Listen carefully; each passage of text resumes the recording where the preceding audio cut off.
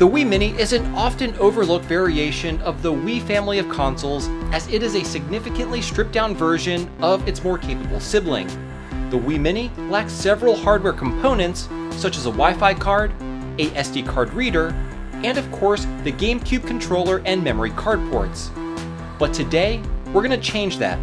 We'll be giving the Wii Mini some of its biggest missing capabilities back: Wi-Fi internet and the SD card reader, to make this the ultimate hacked Wii Mini.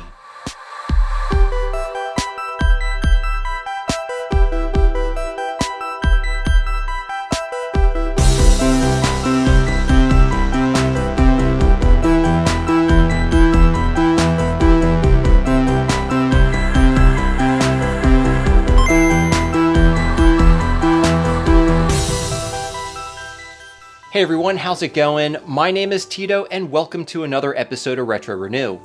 Today we'll be modding the Wii Mini console. More specifically, we'll be adding in Wi-Fi capability as well as an SD card reader and a reset button.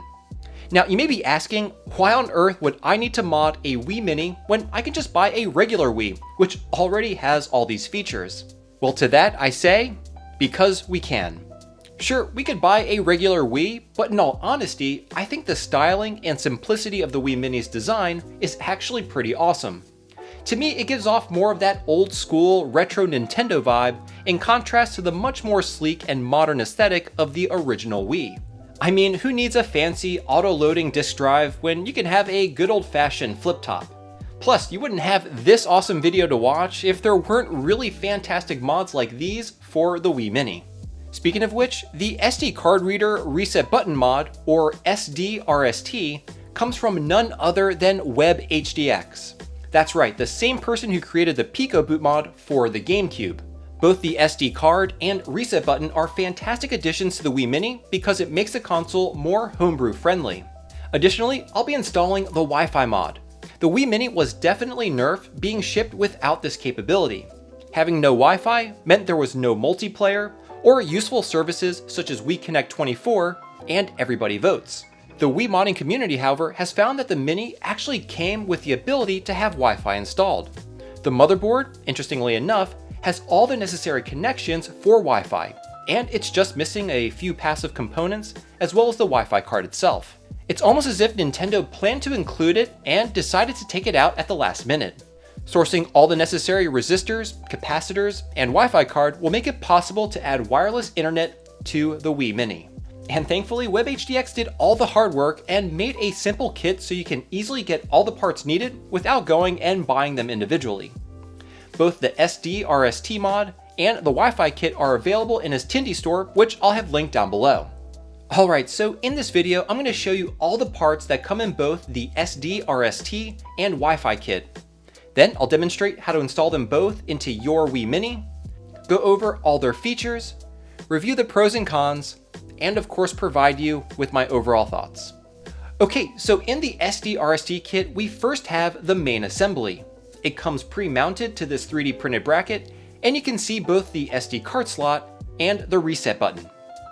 Next is a quick solder board, or QSB, which makes all the necessary connections to the motherboard for this mod. This little PCB makes installation a breeze. And here we have a small 3D printed button for the reset switch. We also get two drill hole guides, which makes it super easy to create the necessary SD card slot and reset button openings. You'll see how these work in the installation tutorial. And last, we have the flex ribbon to connect the QSB to the SDRST assembly. WebHDX actually made this kit completely open source, so you can make it yourself, or you can easily purchase this kit from his Tindie store. This is a great way to support WebHDX and all of his amazing work. The link to his store again is down below. Next up is the Wi-Fi kit. It includes all the necessary passive components, each marked with their location on the motherboard.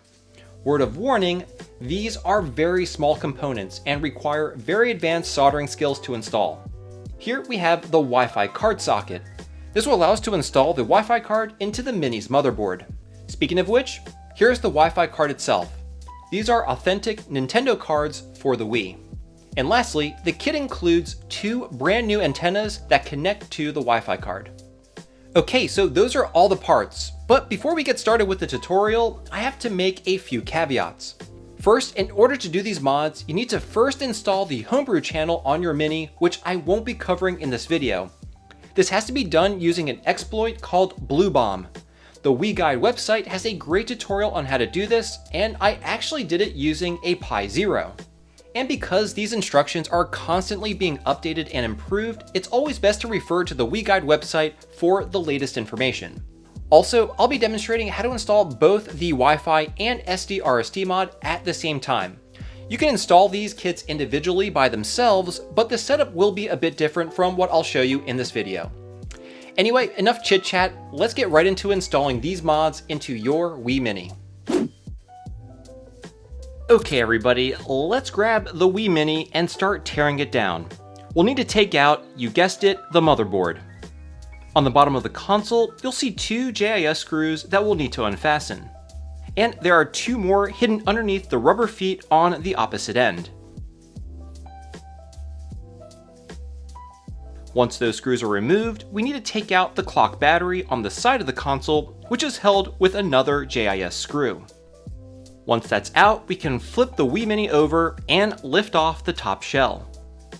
Go ahead and unplug the fan and then remove the two screws securing it to the chassis.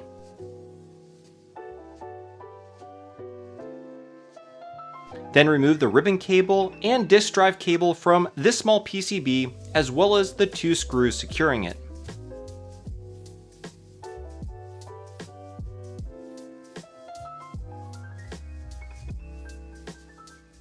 Now let's move our attention to unfastening the three screws holding down the DVD drive assembly. Once those are removed, I like to pry the drive assembly out like so, making sure I'm lifting from the metal chassis on this side of the console. The socket that the drive is attached to is on this side. Next, remove the four screws securing the large plastic midframe. And then push the two locking tabs located here and here, and then slide it towards you, then lift it out. Now remove the 11 screws securing the RF shielding.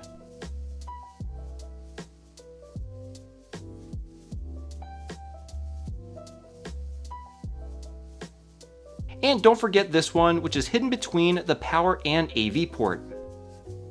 Great, lift off the RF shielding, which may be a bit stuck due to the thermal pads on the CPU and GPU. I unfortunately tore the thermal pads on my unit, so I'll be removing the old ones and replacing them with some brand new ones. After a quick clean, we can see the Wii Mini's Hollywood GPU and Broadway CPU. Nice. And don't forget to give the heatsink a quick clean as well. Now we can lift out the motherboard from the Wii Mini's bottom shell. We'll first tackle the Wi-Fi mod. Locate these unpopulated pads here. This is where the Wi-Fi card socket will be mounted. It's crazy to think that Nintendo designed this with what seems to be an intention to have included Wi-Fi capability. Anyway, put some flux on the pads and with some solder wick, remove as much of the existing solder as you can. Then give it a quick clean. Carefully place the socket onto the pads. You want to ensure that the legs of the socket are perfectly aligned and centered with the pads on the motherboard. Once everything looks good and aligned, drop on some flux, and then with some solder on the tip of your iron, tack in a couple of the legs. This will keep the socket in place while you attack the rest of the pads. Then start to solder in the legs on the other side. You want to definitely take your time. I'm just putting a little solder on the tip of my iron and slowly soldering in the legs. Use plenty of flux and you should be good to go. Once you're satisfied with your solder joints, make sure all the pins are properly welded by checking continuity with some of the test points near the socket.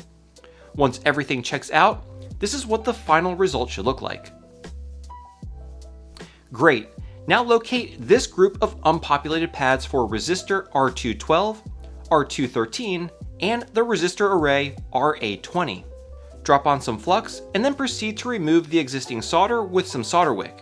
Now you want to be very gentle here. I think I may have been applying a bit too much pressure when removing the solder because I actually lifted a pad for resistor R213.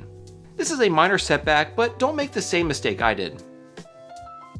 So here's everything soldered in place. I forgot to press the record button when installing these, but here you can see I soldered a wire to the resistor with a lifted pad and connected it to this via near the FIL 50 ferrite bead. Great. Now let's add a capacitor to C139. We're supposed to also add one to C138, but WebHDX indicated that this isn't absolutely necessary, so I actually didn't install it.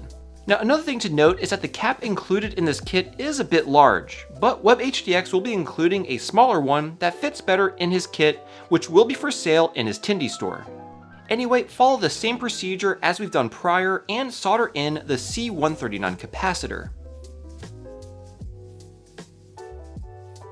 And this is what it should look like. Next, we need to solder in the FIL 50 ferrite bead.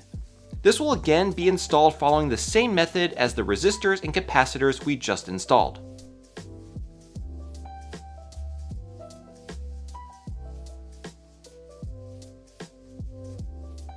Okay, so that's pretty much all the soldering required for the Wi-Fi mod. Now let's move our attention to the SDRST mod. Locate this array of pads on the motherboard, and then place the quick solder board on top, aligning the holes with the pads below. And don't forget to line up this one here that also needs to be soldered in. You can tape the QSB in place if you want, and then fill the holes with solder. You only need to solder in the ones shown here. You can do all of them if you want, but it'll make it more difficult to remove the QSB in the future if you ever wanted to. Also, make sure to not forget to solder in this pad here. I forgot to do it and the SDRST mod didn't work. Once that's done, this is the final result. Now let's begin to mod the shell for the SDRST mod.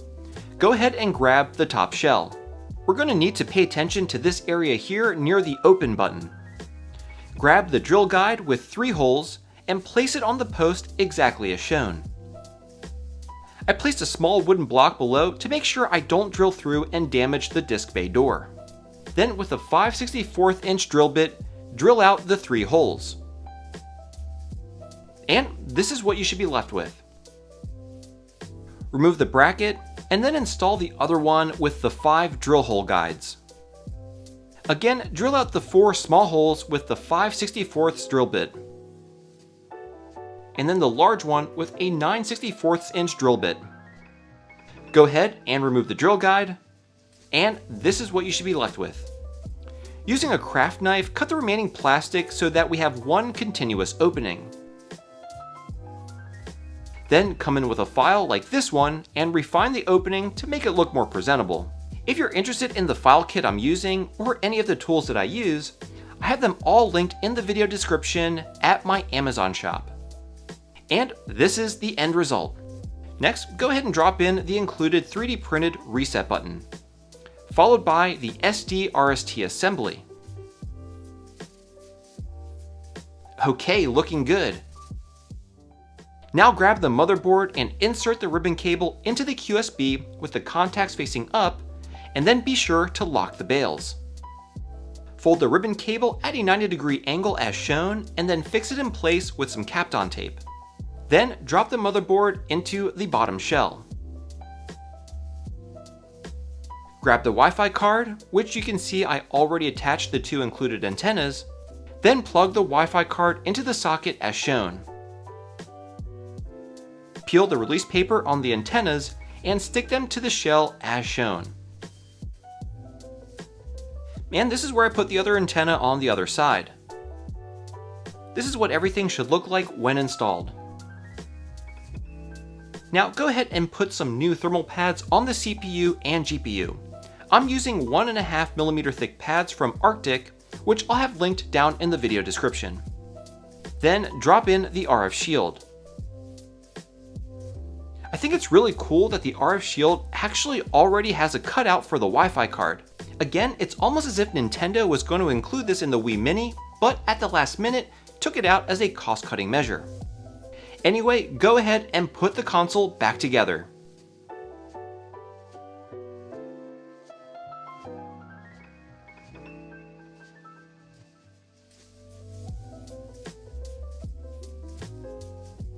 Here we want to insert the other end of the ribbon cable into the SDRST assembly. Again, with the contacts facing out like so.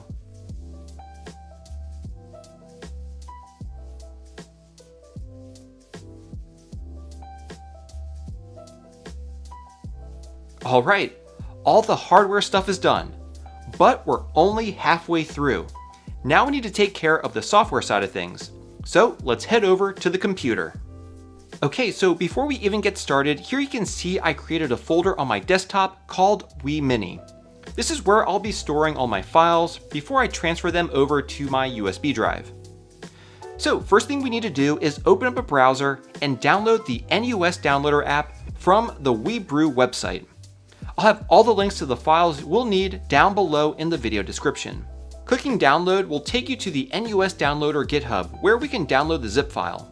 Once you save it to the Wii Mini folder, we need to download the full backup iOS NUS file from WebHDX's GitHub, which again will be linked down below. Hit the raw button in the top right corner, and then press Ctrl S on the keyboard to save it to the Wii Mini folder. Now this will be saved as a text file, which we'll need to change in just a bit. So now go to the desktop and open the Wii Mini folder, and then extract the NUS Downloader zip file. Once extracted, open the NUS Downloader application. Now in my case, I had to install a Net Framework update, but you may not need to do this. If it does come up, just let Windows update it. Once that's done, let's go ahead and change that full backup iOS file from a text file to a .NUS file. To do that, click on the View ribbon and check the box File Name Extension. This will show the extension name of each file. Now we can change the extension of the full backup iOS file by removing the .txt extension and leaving the .NUS in its place. Perfect. Once that's done, open NUS Downloader again. At the bottom, check the box for Pack WAD. Then hit the Scripts button and then select Load NUS Script. Go to the root of the Wii Mini folder on your desktop and select the full backup iOS file that we just changed to a NUS file extension a few moments ago. Now the downloader should begin downloading all the iOS files we need for the Wii Mini. This will take a moment, but I sped up the footage to save some time. Okay, once it's done downloading, we need to click on Database. Scroll over System, and then select System Menu. Here you want to look for the latest version, which in my case is 4.3. I'll be selecting 4.3U because I have an American Wii Mini console. But if you're in Europe, you can select 4.3E, and if you're in Japan, select 4.3J. Alright, once you have the menu system for your region selected, go ahead and press the big Start NUS Download button. This will download all the necessary and critical files for the Wii Mini's boot sequence.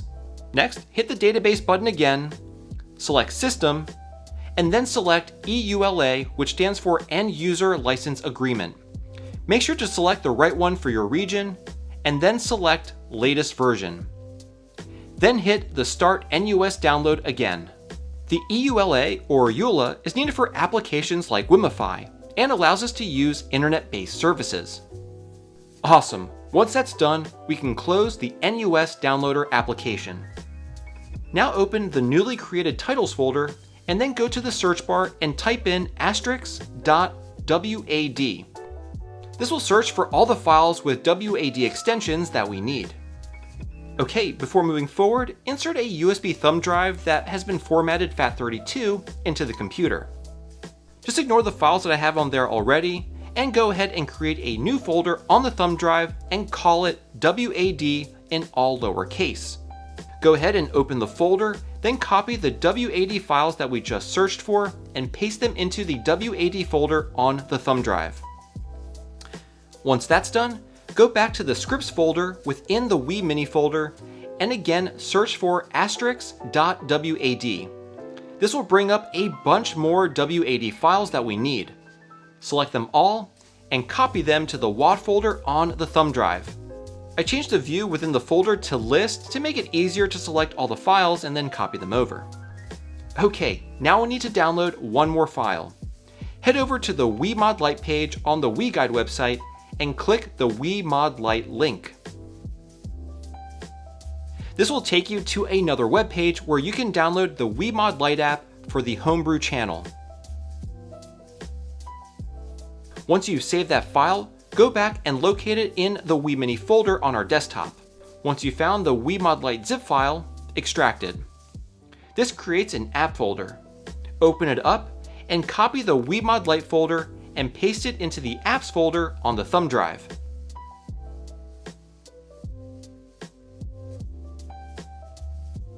Fantastic! We're done using the computer. Eject the thumb drive and insert it into the back of the Wii Mini, then power the console on.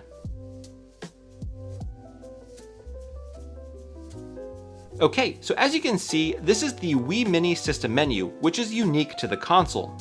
You can see that it doesn't have a SD card icon here like we would have on a regular Wii, but that'll change in just a moment. Go ahead and open the Homebrew channel. Please don't mind the flickering on screen. I'm in the process of getting a better capture card soon. The Elgato card that I have has been nothing but trouble. Anyway, once the channel is open, ignore all the apps that you see on screen, except for Wii Mod Lite. I went ahead and downloaded those extra Homebrew apps to add more functionality to the Wii Mini later on. You don't need all these to get the Wi-Fi and SDRST mod to work. Anyway, go ahead and select the Wii Mod Lite app. Then click Load. Okay, we now need to install the WAD files from the USB thumb drive. Select WAD Manager. And then press right on the D-pad to select USB Mass Storage Device. Then press A. Now highlight all the WAD files that you see me selecting by pressing the plus button. This will allow us to do a batch install instead of installing each one of these one by one. Just make sure you are selecting the same files that I am. Once you selected all the files, press A to proceed. This will take a while to install, so I went ahead and sped up the footage. Fantastic! Once that's done, go ahead and press the A button. Great! All the software stuff is complete. Now just go ahead and reset the console. And with that, you are greeted to a full-up Wii menu system. As you can see in the bottom left corner, we now have the SD card icon. And if you go into the Wii options menu and then into console information, we can see that the console recognizes the Wi-Fi card because it displays its MAC address. And as another test, let's see if we can search for any Wi-Fi networks. Fantastic! The Wii Mini was able to find some of the local networks here around me, and I think it's safe to say that we're all set and everything is working. I've said it once, and I'll say it again. The Wii Mini is an underrated console. And now that some of its missing features have been restored, it's all the better. With Wi-Fi support and the ability to use SD cards, this thing is ready for prime time. And by prime time, I mean Homebrew. You see, the Wii Mini wasn't really able to practically support Homebrew because many of the Homebrew applications utilized Wi-Fi and the SD card slot. But now that the hardware is installed inside the Mini, we're good to go. So with Wi-Fi enabled, we can do some pretty awesome things. Now keep in mind, what I'm about to briefly go over is just a sampling of what can be done with these mods installed. But I think they do a good job at showing the Wii Mini's new capabilities. So one of the cool things featured on the original Wii was Wii Connect 24, which was an online service that Nintendo provided that supported channels like weather, news, and Everybody Votes. Once Nintendo shut down those servers back in 2013, those services unfortunately went away. But some really awesome folks in the Wii modding community started some servers of their own, as well as their own service called Reconnect 24, which essentially brought back the original Wii Connect services. Reconnect 24 allows us to use those discontinued channels such as weather and news. Here you can see I'm checking out my local weather. And I can even check out the latest news, all done through my Wii Mini. Pretty awesome stuff. So along with the Reconnect 24 services, we can also play games online thanks to Wiimify. As with all internet-based homebrew apps, this wasn't possible before on the Wii Mini.